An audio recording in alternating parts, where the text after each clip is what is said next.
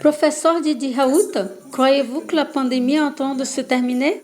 C'est ce qu'on voit nous, c'est-à-dire que la courbe de l'épidémie là est en train d'arriver à 3% dans l'ensemble des cas. Donc, si vous voulez, on a l'habitude, ce sont des courbes qui sont des courbes très habituelles dans les épidémies, en particulier dans les épidémies saisonnières. Et donc, tous les ans, on a la même courbe avec la grippe, on a la même courbe avec le virus respiratoire syncytial. Et donc, c'est une courbe qui s'inscrit dans quelque chose qui est connu.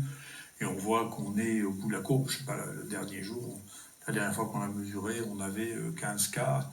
Comparé au maximum, on avait près de 400 cas par jour. Donc on voit bien que les choses sont en train de diminuer. Et ça, on voit que petit à petit, partout dans le monde, tout le monde suit la même forme, la même courbe d'ailleurs. Ce qui doit rendre modeste sur les interventions humaines sur le contrôle de l'épidémie. Il est vraisemblable que les interventions humaines, techniques et celles d'État changent la hauteur du pic, c'est-à-dire il y a plus ou moins de cas, il y a plus ou moins de morts. Ça, bien sûr, ça dépend de la qualité de la prise en charge. Mais la forme elle-même de la courbe ne dépend probablement pas du tout des mesures qu'on a prises, c'est juste l'évolution naturelle d'une épidémie habituelle. Nous sommes en période de déconfinement. Croyez-vous à une deuxième vague?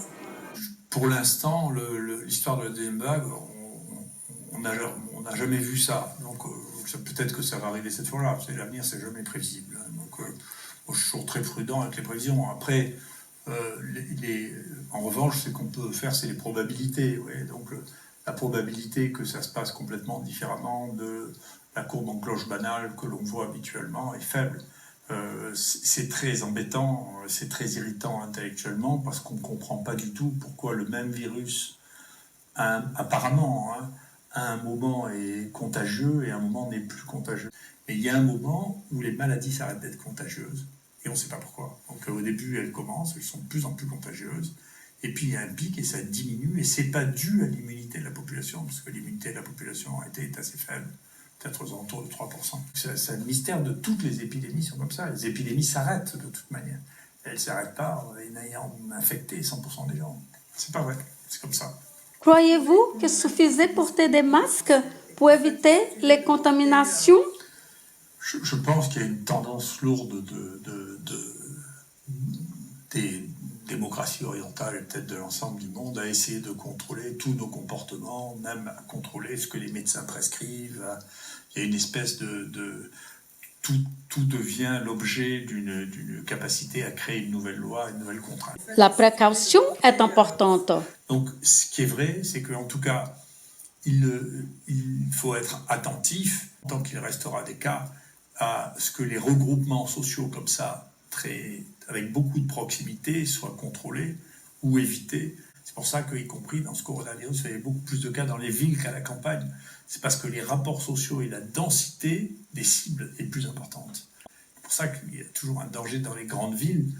C'est ce qu'on a pu voir, c'est que quand on met des gens qui sont très près avec des contacts sociaux très proches et en grand nombre, il y a des épidémies. Donc c'est vrai pour les animaux.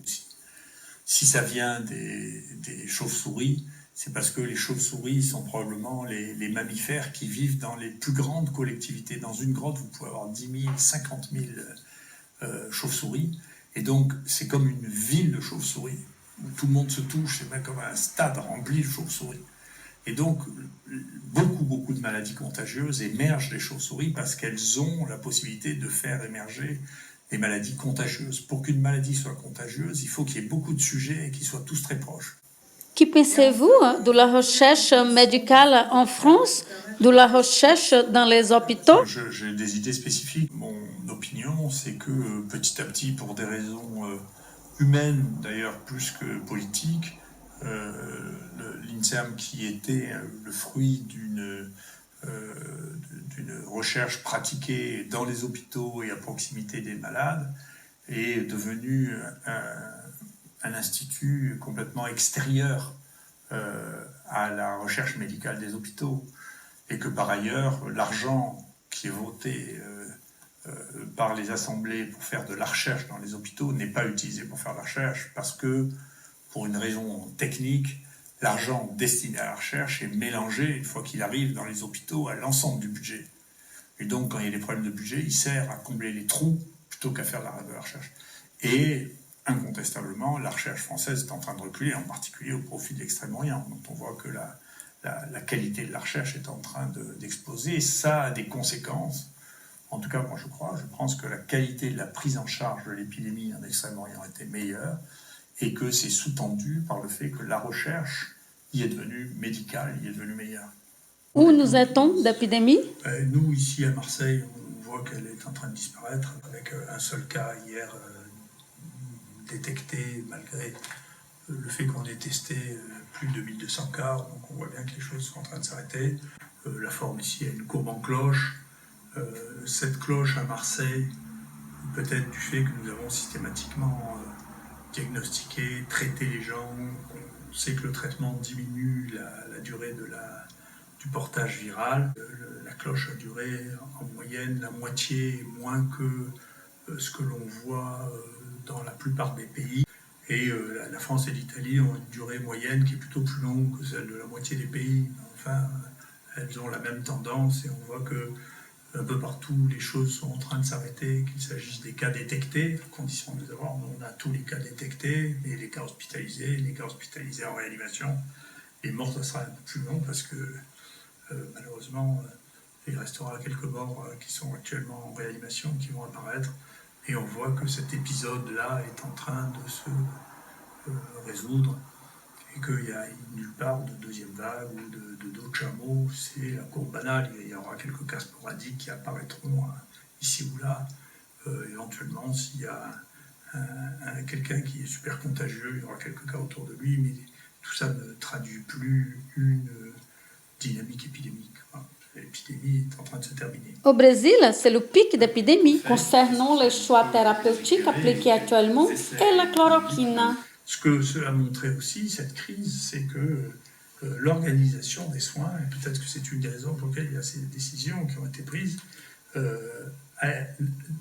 a été incapable dans ce pays de développer les stratégies de tests systématiques qui ont été mises dans la plupart des pays en place. Donc pourtant c'est banal, il y a plein de gens volontaires pour les faire. Il y a eu une tentative de monopoliser la capacité à diagnostiquer les gens qui est très profondément anti-médicale.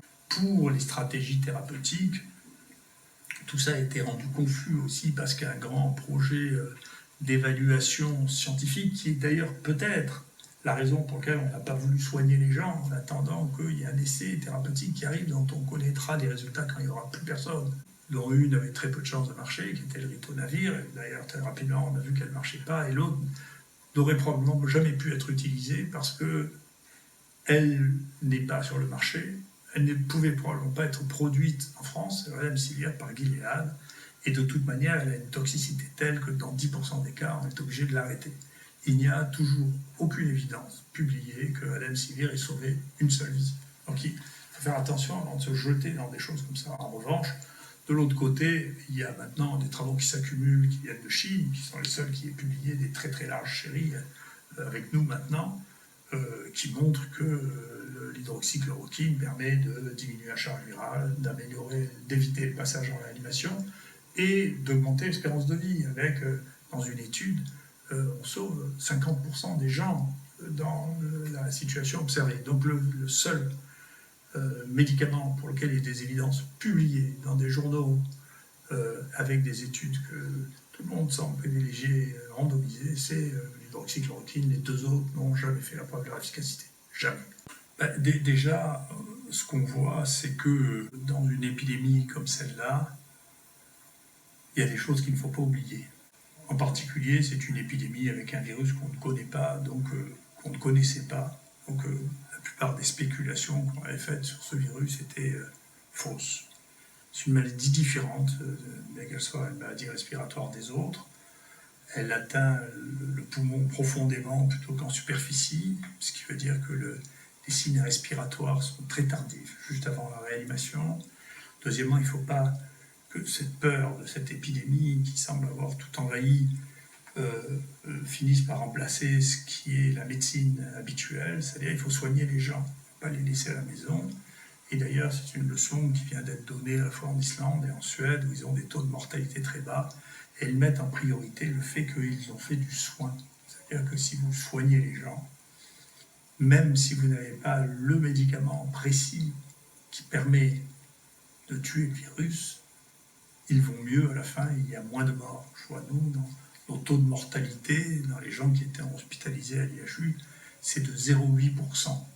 Alors si vous utilisez en plus le traitement dont on pense qu'il marche le mieux, vous diminuez encore cette mortalité, en particulier chez les sujets les plus vulnérables. Mais déjà, le fait de s'occuper des gens, de les traiter, de leur donner de l'oxygène quand ils ont besoin, de les surveiller, là en l'occurrence il fallait donner des anticoagulants parce que cette maladie donne des troubles de la coagulation, d'observer au fur et à mesure, de soigner les gens. On ne peut pas, dans une épidémie, dire on ne soigne pas les gens. Donc ça, je pense qu'il s'est mis en place à quelque chose qui est très étonnant, c'est qu'on ne soigne pas les gens, ensuite on interdit aux gens de prescrire des médicaments qui pourraient marcher, interdit aux médecins de le faire, ce qui n'empêche pas les gens qui étaient les plus riches et les plus fortunés de trouver comment se soigner quand même. Donc c'est les plus pauvres, ceux qui n'avaient pas de réseau, qui n'ont pas réussi à avoir les médicaments. Et donc, ces épidémies ne doivent pas faire perdre les nerfs au point qu'on en oublie la médecine elle-même. La médecine, c'est s'occuper des malades, les soigner, les hospitaliser quand ils ne vont pas bien, leur corriger l'oxygène, et au fur et à mesure de la connaissance, d'améliorer la qualité des soins. Il y a une vraie réflexion à avoir, à laquelle il faudra réfléchir à l'avenir, parce que on ne peut pas dire on ne soigne pas les gens, on ne peut pas interdire aux médecins de soigner, on ne peut pas empêcher les gens de faire du diagnostic quand ils ont les moyens de faire, il y a vraiment un travail à faire là-dessus. Et enfin, dedans, la vraie leçon, c'est que pour les nouvelles maladies, il faut être prêt, il faut être rapide, il faut être organisé, et il faut avoir l'esprit ouvert, parce que cette maladie nous a appris une quantité de choses sur l'atteinte respiratoire, sur la coagulation. Maintenant, ce qu'on est en train de voir, est-ce qu'il va falloir organiser l'existence de séquelles, en particulier de fibrose, qui sont à un nombre qui n'est pas du tout négligeable. Nous, maintenant, ce que nous allons faire maintenant, ce que nous sommes en train de faire maintenant, c'est faire un plan pour détecter le plus tôt possible les gens qui vont faire des fibroses, parce qu'à des stades précoces, il y a des thérapeutiques qui sont susceptibles d'être mises en place, et que, compte tenu de la population considérable de gens qui ont été infectés et non diagnostiqués, je ne sais pas comment on pourra avoir accès à ces gens qui n'ont pas été diagnostiqués et qui ont fait cette maladie et qui vont peut-être évoluer dans la fibrose. Donc c'est un autre point sur lequel il faudra certainement qu'il y ait une réflexion faite pour savoir quelle est la meilleure stratégie. Donc j'espère qu'elle sera plus proche en tout cas de ce que je crois être la bonne manière de faire, parce que cela a été jusqu'à présent, puisque mes premiers conseils n'ont pas été suivis de beaucoup d'effets. Merci